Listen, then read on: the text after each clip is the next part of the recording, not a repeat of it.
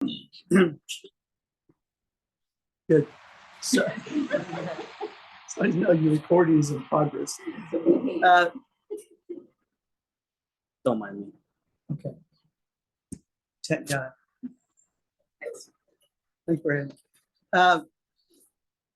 So I was about to say a few years ago. I realized this morning it was 40 years ago. Just so you know, you get older, you start doing a few days ago, and it was like decades ago. Okay. So 40 years ago, I started going to Alcoholics Anonymous meetings in Uniontown, Pennsylvania, where we live.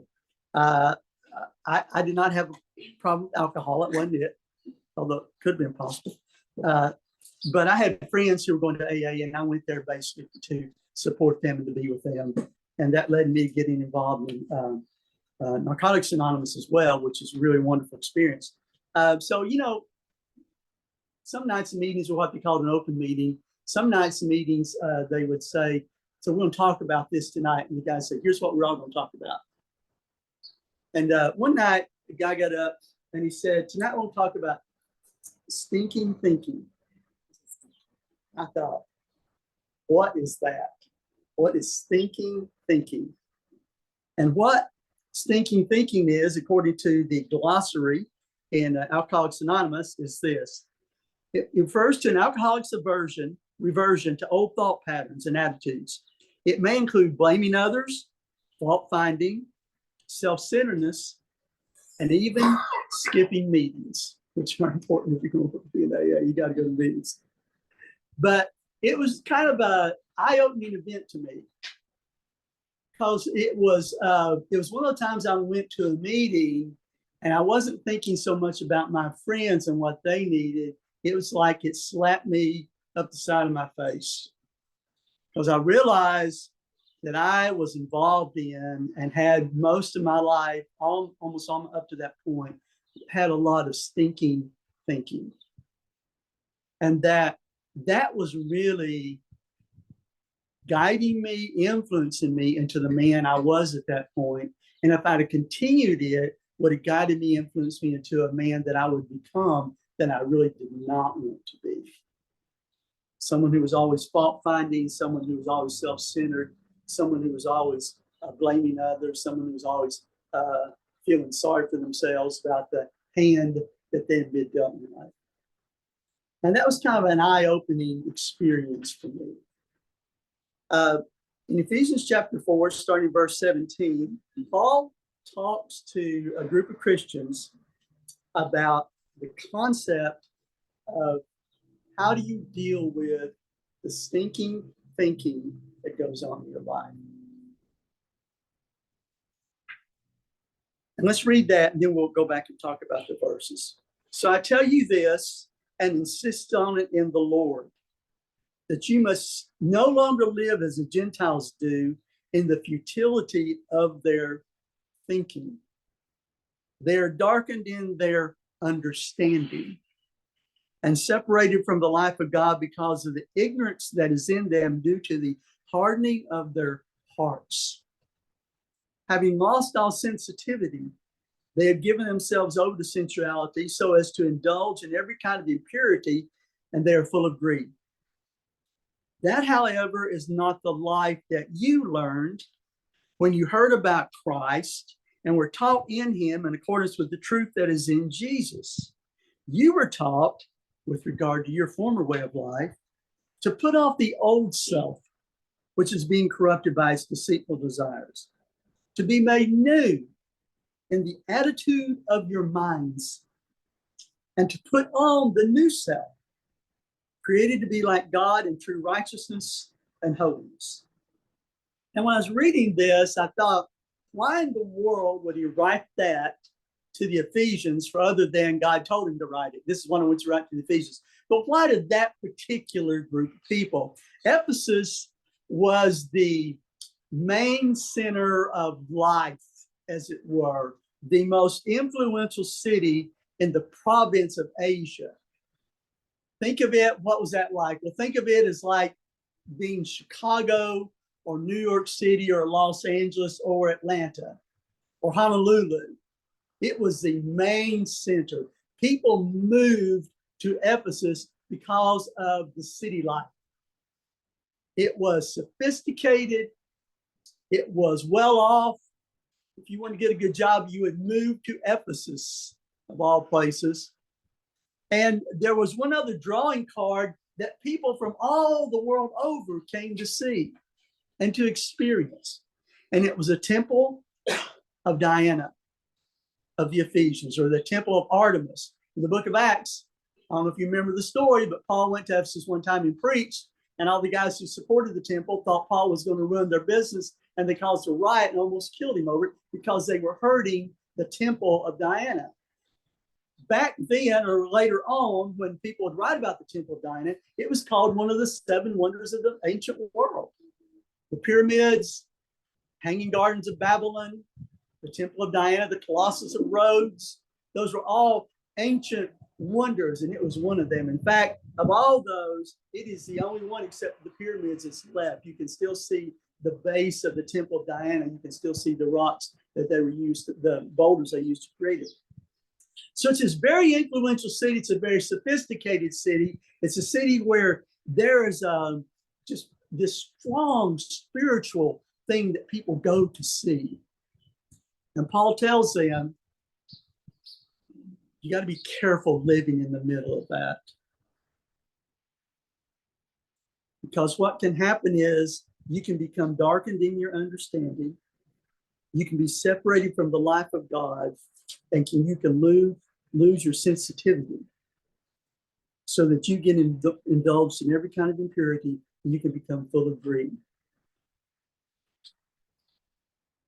You know, if we're not careful, we're not wise, the world can really, really influence our thinking. In fact, we're inundated with information more than any other time in the history of the world. You can watch news 24 hours a day. You can watch reality shows 24 hours a day if you want to. You can watch all sorts of things. The TV can never be turned off. It doesn't. When I was growing up, midnight hit. Da, da, da, da, da, da. They played the American anthem. That was it. You couldn't turn it back on till 6 o'clock the next morning. But now it's all gone.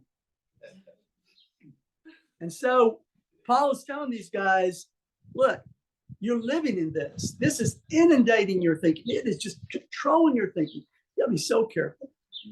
He says here, verse 17, he says, don't live as the Gentiles do in the futility of their thinking. Futility means to be empty or profitless. He says, don't live this life where you're just hopelessly confused all the time.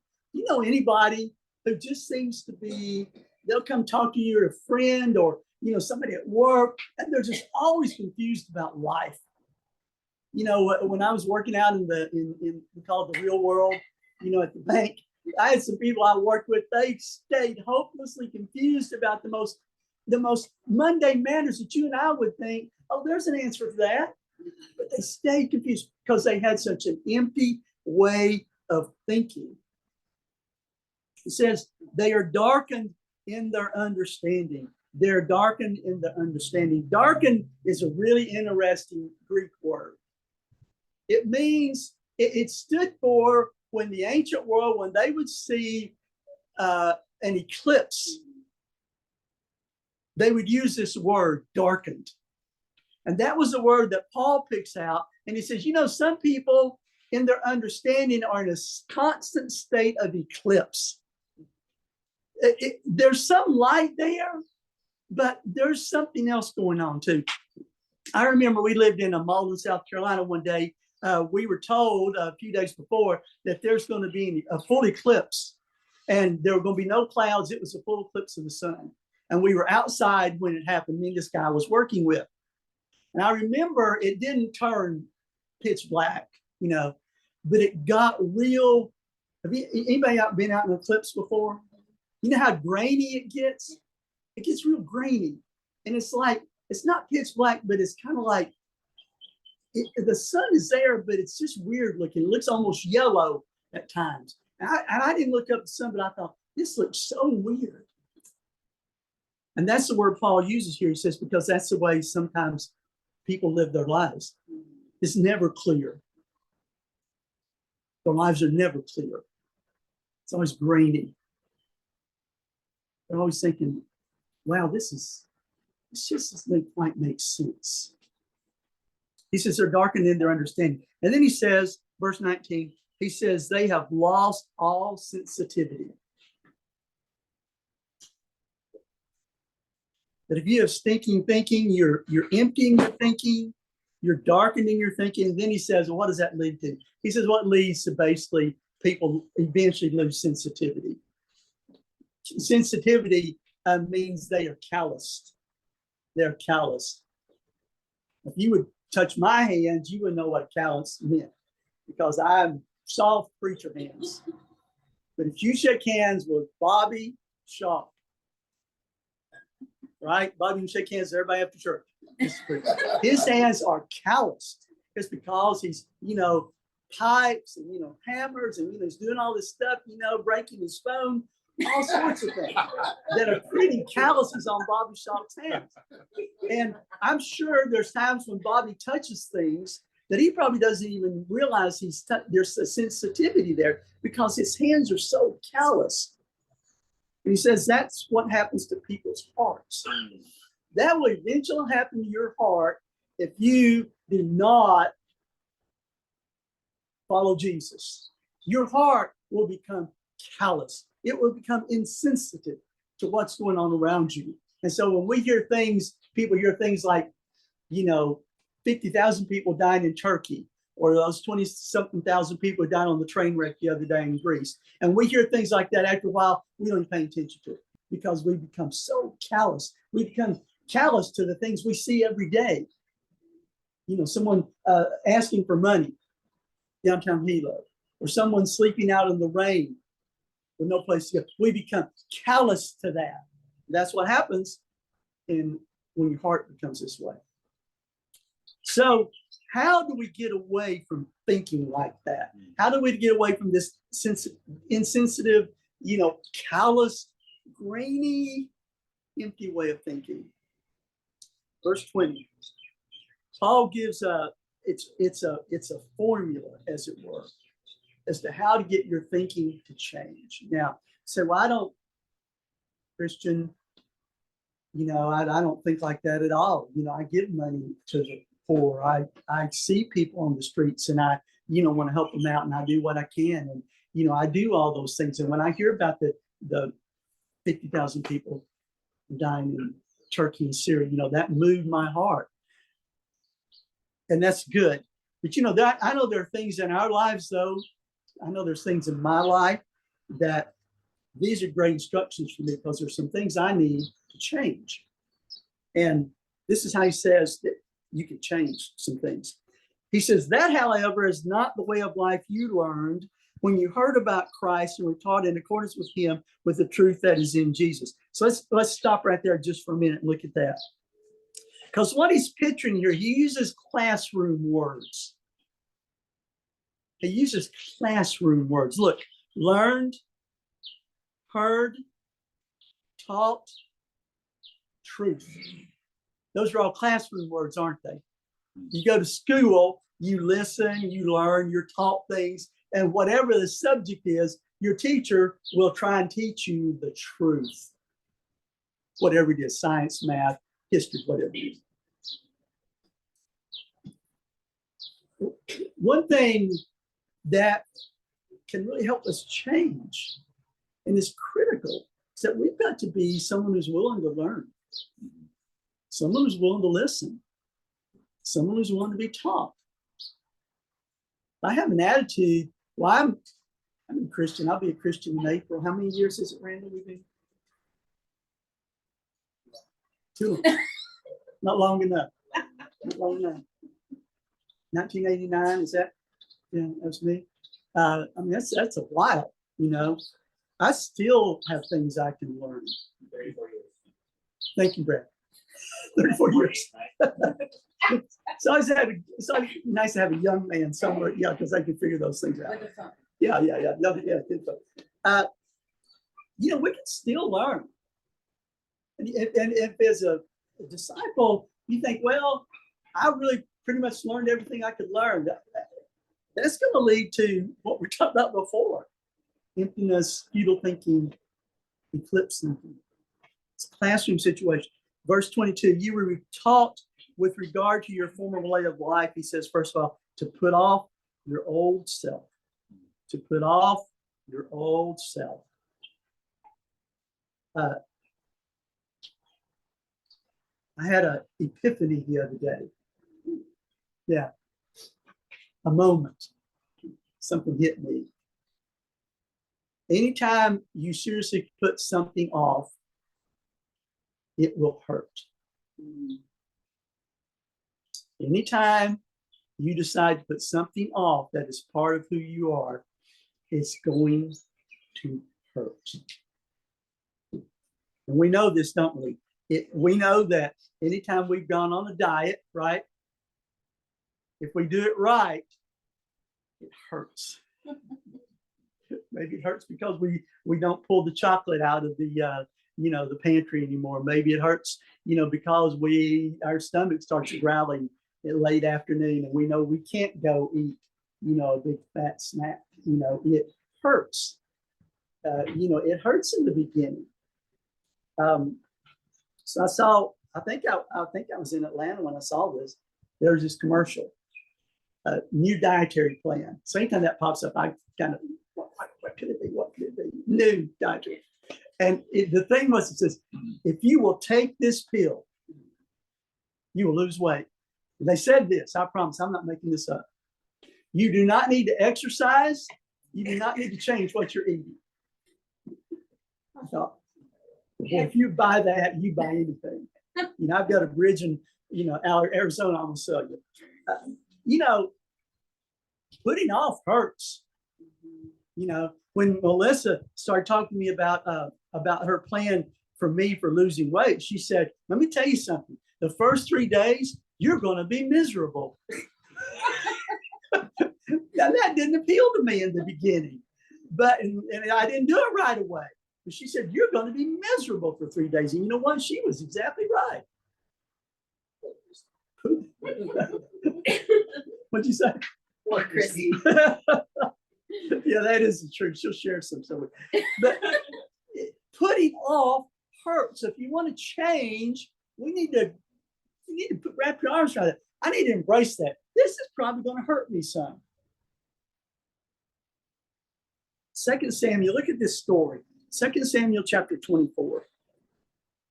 This is a great story. 2 Samuel chapter 24. And we're going to start in verse 18. 2 Samuel 24, we're going to start in verse 18. So what happened that there was this plague because of David's sin. God had brought this plague on the children of Israel. And it was killing people right and left. And David finally went back to God and said, look, he said, I'm so sorry for what I've done. Please don't hold them responsible. It's my fault. I did this. What can I do to stop the plague?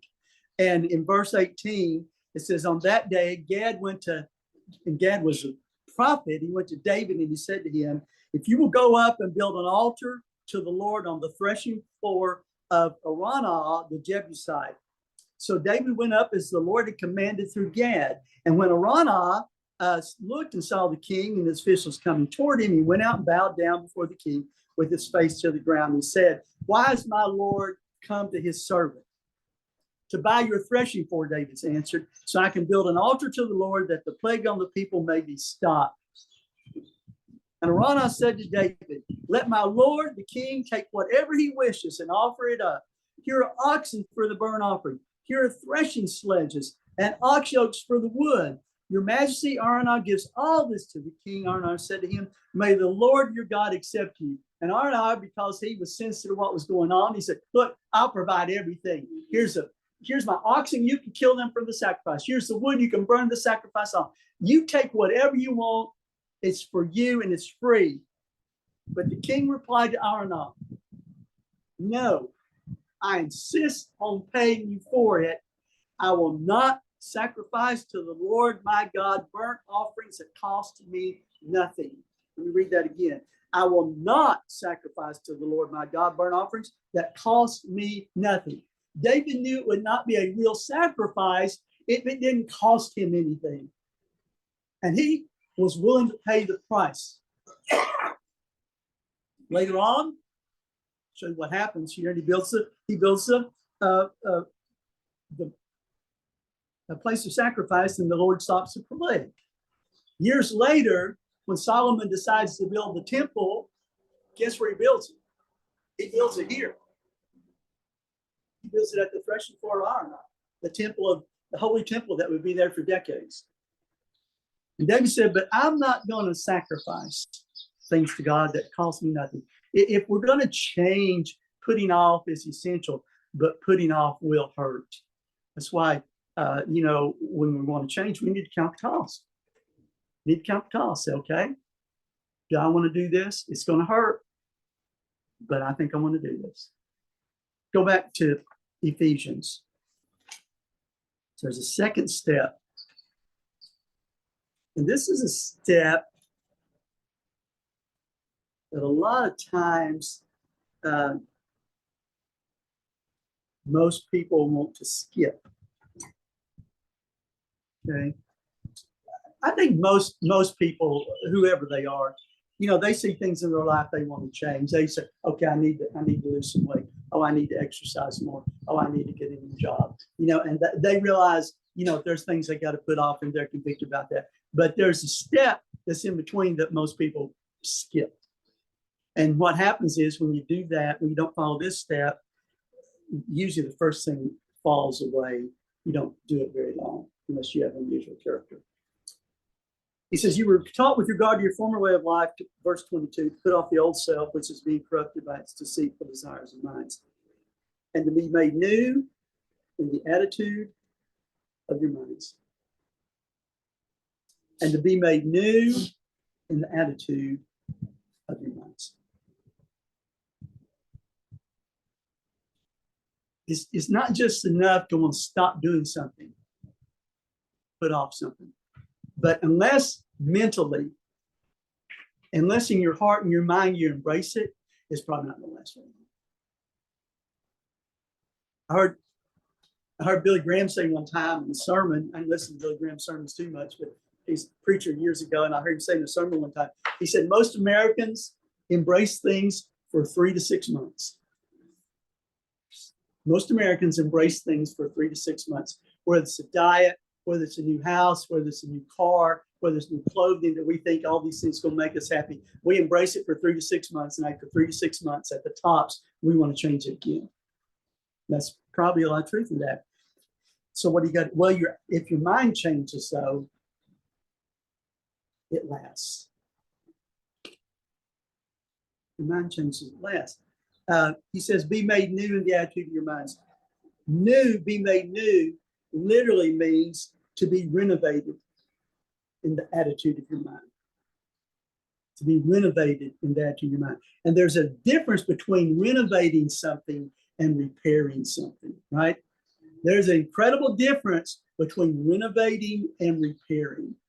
So we lived in this house in Georgia. In fact, we were there. We went by it the other day just to make sure it's still standing and everything's still standing. We went by the house the other day. We lived for about 20 years. And we had this, we moved in, there was this bathroom upstairs. And if the bathtub got too much water out on the edges, it would leak through the ceiling onto our couch below. And so what we decided to do to fix it after the first time it happened, we had a guy there for Thanksgiving dinner and it poured down on him while he was sitting on the couch. So we probably got to fix that. So what we decided to do was, I got a friend of mine, he says, what we need to do, we need to take all the, what's the caulk? Yeah, take all the caulk out. Yeah, there you go, Bobby. See, Bobby. And Bobby goes, that's my wife. Take all the caulk out. We had to take the caulk out and then re-strip it, put the caulk in with the stripper. And then every time I had a bath, you had to wash out the corners of it, or it would seep down and start again. So this went on for years. Every years I'd replace the caulk, do the same thing over and over again. One day it hit me, hey genius, why don't you get a new bathtub? Why not? And so what we did was we had this guy come in and he took that thing out, threw it away. He didn't put it in, he didn't fix it. He took that strip, cleared the whole thing out, put in a brand new stand-up shower. And you could sit down on a little seat down there. It had that pretty grit and stuff on it. It's amazing. See, that was not a repair, that was a renovation. It's different. I was repairing, he renovated. And what God wants us when we want to change things, he says, I want your mind to be renovated. I don't want you just to, I won't think about that, or I'll think about, no, you have to go through a mind change to where you look at life differently. I have a teacher I heard one time. He said, some people accused our church of brainwashing. He said, amen, my brain needed washing. He said, I'm so glad my brain got washed because it was a mess. So Paul says, be made new in the attitude of your minds. And then verse 24, there's a third step. To put on the new self, created to be like God in true righteousness and holiness. So it's put off all that stuff that's going to hurt me to put it off. Then I'm going to get a new attitude about it all. I'm going to start thinking like God thinks about things. I'm going to start thinking about how to do this in a spiritual way. I'm just going to change my mind in the way I look at things. And then I'm going to put in something that is what I would call a replacement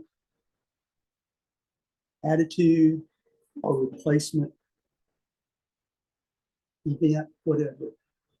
Because if you don't replace it, the old things will come back in again. Jesus told a story about this guy who had this demon living in his house.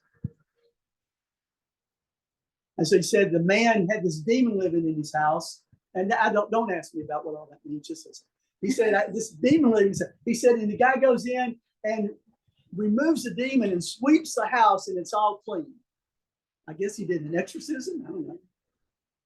But the guy left it alone. He didn't move anybody in. He didn't move in. He left it out there. He said, and so this demon gets the 7 more demons, and they all move in the house together, and it's worse than the first. And there was a lesson there. The lesson was, if you get rid of certain things in your life, that's great, but you better replace it with something else, or it's going to go back again. And that's what Paul says here. He says, put on the new self, created to be like God in true righteousness and holiness. Find what it needs to replace it with and add that to your life to get rid of the old thing. And then he gives them an example. I always like examples. I don't like when somebody says, you need to do this, and they don't say, here's what I mean. Paul says, here's what I mean. He gives them 3 or 4 examples. Verse 25. Therefore, each of you must put off falsehood. Okay, there's the put off. Quit lying to each other. And how do you stop being a liar? You speak truthfully to your neighbor. For all means, you know. I just can't seem to stop lying. Start telling the truth. Decide you're going to tell the truth. Verse 26. In your anger, do not sin. Do not let the sun go down while you're still angry, and do not give the devil a foothold. So, well, I seem to be angry all the time. I'm having fights with my husband, my wife, my children. He says, well, let's work on it this way. Let's start doing this. Decide that if you're probably going to still be angry, but decide that you're not going to be angry. You're not going to let the sun go down before you solve the problem. And that'll help you quit being angry. Definitely help you quit waking up from being angry. Verse 28. Anyone who's been stealing must steal no longer. Well, that makes sense. But must work doing something useful with their hands that they may have something to share with those in need. When is a thief no longer a thief? It's not when he stops stealing. It's when he starts giving things to other people. He's not taking from people. He's giving to people. It's not just you stop stealing, but you make things and you give them to others. That's when you stop being the thief. Verse 29, do not let any unwholesome talk come out of your mouths, but only what is helpful for building others up according to their needs, that they benefit those who listen.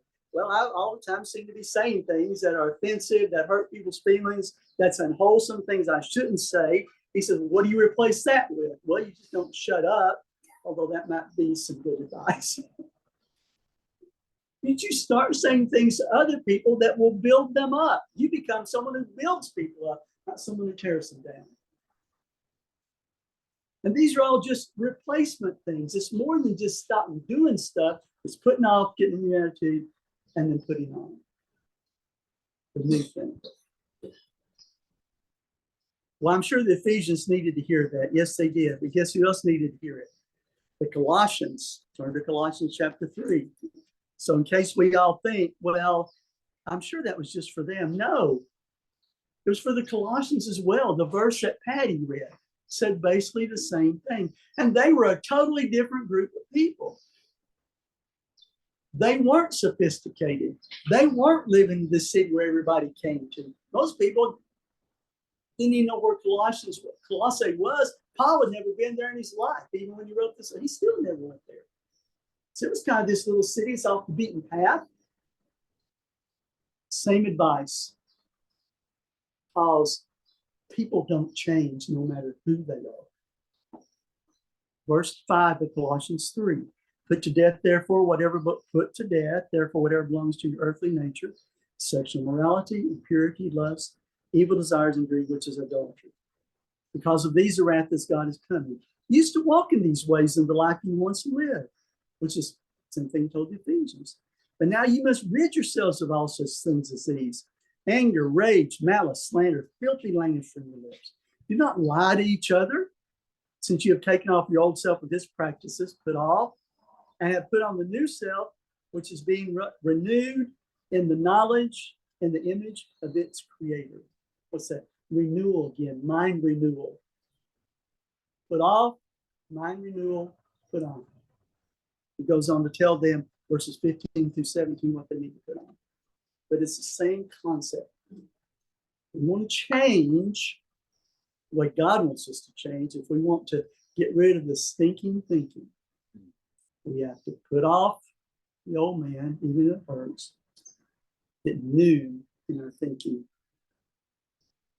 and put on the new thing that God supplies in His return. I heard this the other day. Makes so much sense.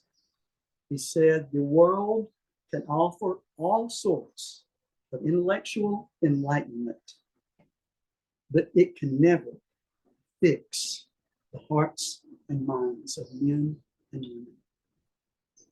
Only God can fix our minds. Thank you guys for listening.